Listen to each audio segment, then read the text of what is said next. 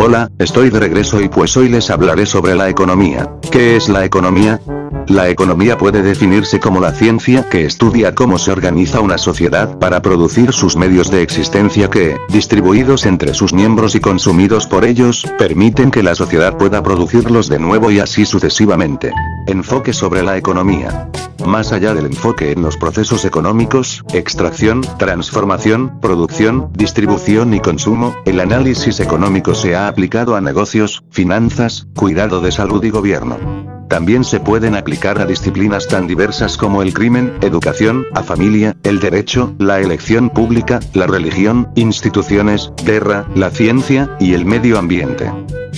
Definiciones de economía. En la economía hay diferentes puntos de vista, según el enfoque que se adopte.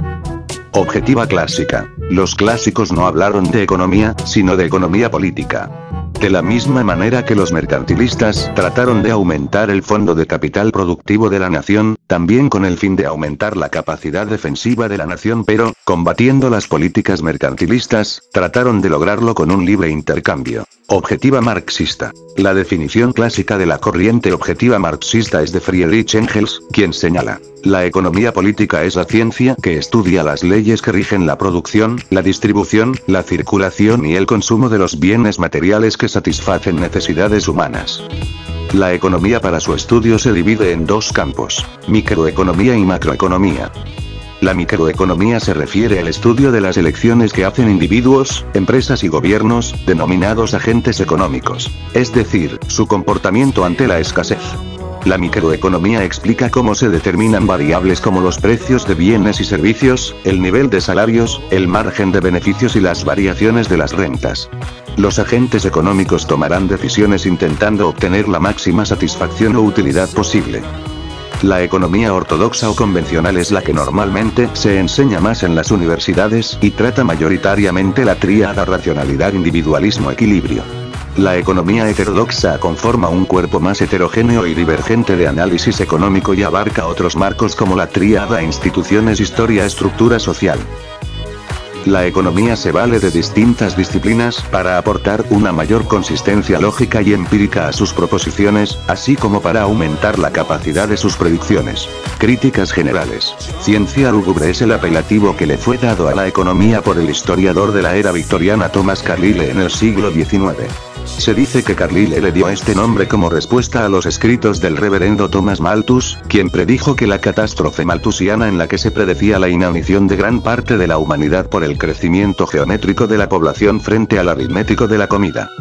Según varias encuestas aleatorias y anónimas de miembros de la Asociación Económica Americana, los economistas tienen un acuerdo sobre las siguientes proposiciones en porcentaje. Un techo en las rentas reduce la cantidad y calidad de la vivienda disponible.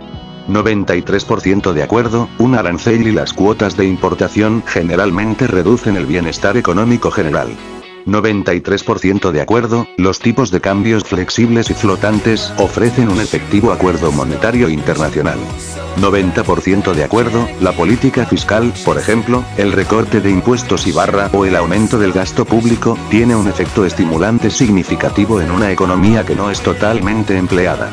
90% de acuerdo, los Estados Unidos no deben restringir los empleadores de la externalización de trabajo a los países extranjeros.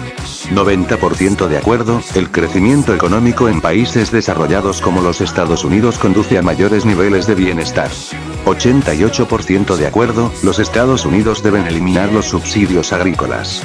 85% de acuerdo, una política fiscal apropiadamente diseñada puede aumentar la tasa de formación de capital a largo plazo. 85% de acuerdo, los gobiernos locales y estatales deben eliminar los subsidios a las franquicias deportivas profesionales.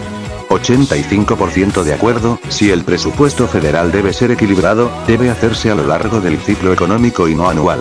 85% de acuerdo, la brecha entre los fondos de la seguridad social y los gastos se hará insosteniblemente grande dentro de los próximos 50 años si las políticas actuales permanecen sin cambios. 85% de acuerdo, los pagos en efectivo aumentan el bienestar de los beneficiarios en mayor medida que las transferencias en especie de igual valor en efectivo. 84% de acuerdo, un gran déficit presupuestario federal tiene un efecto adverso sobre la economía. 83% de acuerdo, la redistribución del ingreso en los Estados Unidos es un papel legítimo para el gobierno. 83% de acuerdo, la inflación se debe principalmente al crecimiento excesivo de la oferta monetaria.